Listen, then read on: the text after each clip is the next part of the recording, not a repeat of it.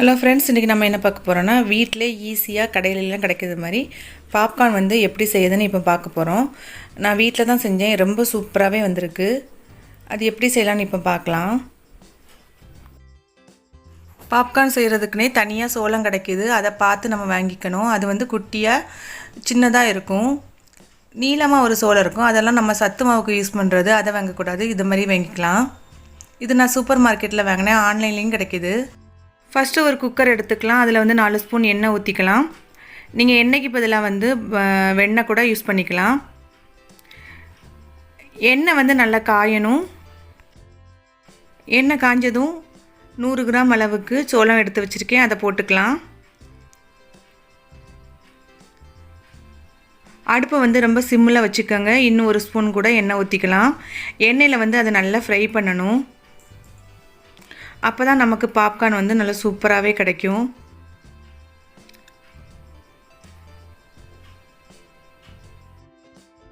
ஒரு ஸ்பூன் மஞ்சள் தூள் சேர்த்துக்கலாம்.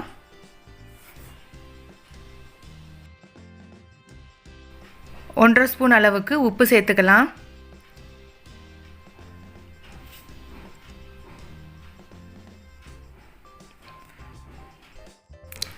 நல்லா மிக்ஸ் பண்ணிக்கலாம்.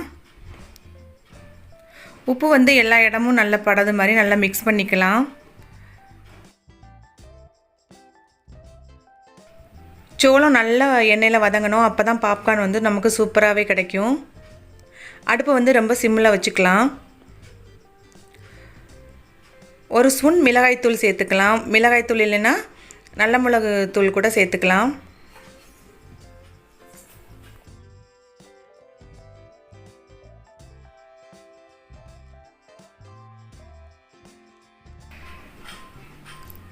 இனி குக்கர் மூடியை வந்து நம்ம மாற்றி மூடி வச்சுக்கலாம்.